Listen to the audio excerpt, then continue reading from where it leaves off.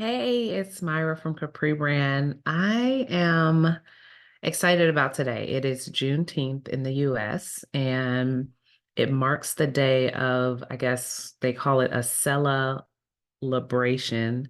Liberation. That's what it is. A celebration, but a liberation. And it is the day that the Emancipation Proclamation was, I guess, delivered to everyone that was in enslavement. So I think it was signed in 1863, but it wasn't until 1865 that those that were, I believe, in Texas actually heard the word and were actually freed. So this idea of freedom is so powerful as I think about this day, what it means to me, what freedom means to me. So I was born free. Honestly, we all were. It is our birthright. There were a series of things that have happened in this world that, took away people's freedom physically, that we had to fight for and all kinds of things. But the idea conceptually of freedom is that you're born free. It's your birthright. And I don't take it for granted. And I also try to celebrate it every opportunity, every chance that I get, and truly, really honor the fact that I am free. And freedom to me is found in sometimes the most simplest ways. Freedom to me today was the ability to take my nephew to a water park in Atlanta, and hang out with him and chase him around, and jump in the water with him and see him react and play. And that was a piece of freedom. Um, Another piece of freedom was I actually sold a house yesterday. Yay, very excited about it. Before, when I actually found out I had to sell the house, so originally it wasn't like by choice. I was renting the home out, a condo in downtown Atlanta, and this building, the HOA changed the rules and stopped allowing renters. And so I had to sell it. So in selling it, I was just so grateful, grateful, grateful, grateful of just the things that transpired. When I originally bought the home, I bought it as a foreclosure, like transparency, y'all. Like I bought it as a foreclosure, really, really good deal. Ended up selling the home four times what I had paid for it. And it was just such a blessing for all the things, right? Like I am a full-time entrepreneur. And even though God has been so good, and I'm not taking any of that for granted either, there's business expenses that sometimes you just have to work through. And by work through, I mean get a credit card and put it on a credit card to get those business expenses paid so you can operate and run a business. It's real. And so you incur credit card expenses. And unless you've got all the money saved, and that's honestly like that's not everyone's story. That's probably not a lot of people's story, people that start businesses. You have some money saved, and I would advise that you do. I did have some money saved, and so it wasn't as stressful, but there are big business expenses sometimes that the money you have saved is not enough. And you don't want to spend all the money you have saved because you just need to be able to pay your bills, eat, all of those things, right? So anyway, incurred credit card expenses, was able to pay those off and do some other things, right? I want to eventually invest in another piece of property, have that as passive income. I've been thinking a lot lately about just generational wealth, like what it means.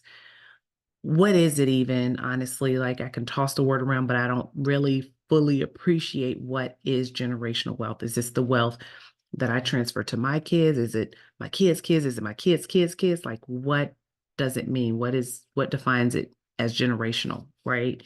But I'm thinking about those things because I'm getting older. I turn 40 next month. That's another celebration. And I'm really excited about that. But there's things you start to really take serious and start to think about a little bit more.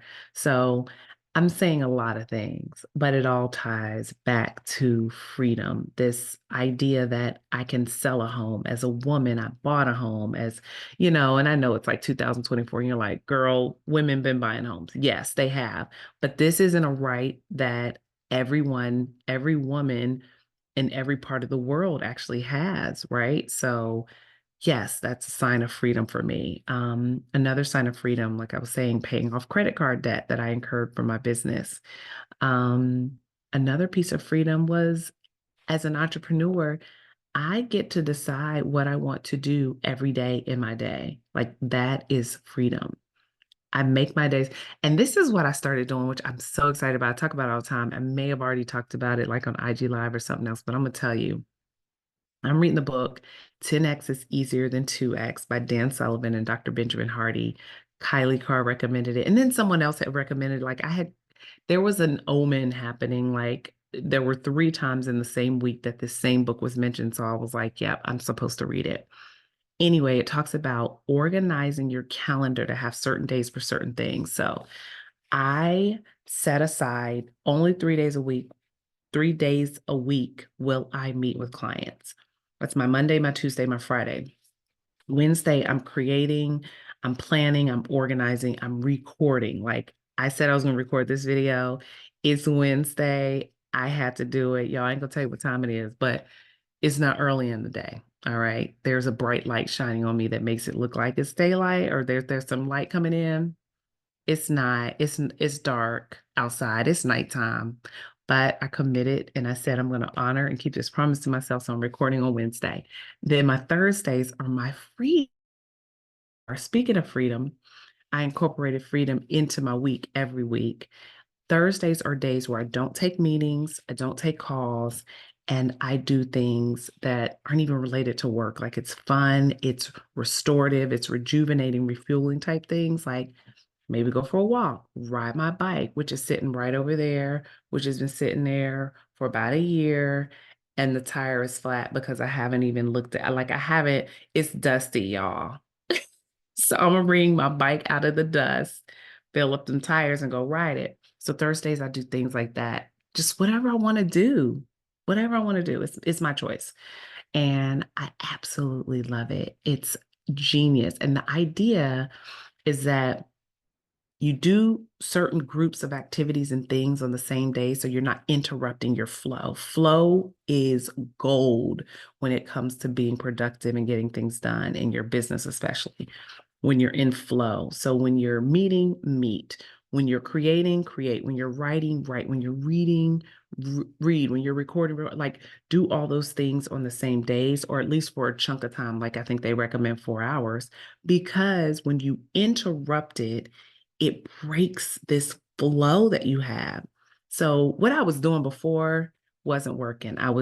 My Calendly, y'all, was just wide open. You could come through my Calendly and drop in, drop out, do what you want to do, and I would just let it happen. So I would just see stuff pop up on my calendar, be like, oh, well, I guess I have a meeting at this time.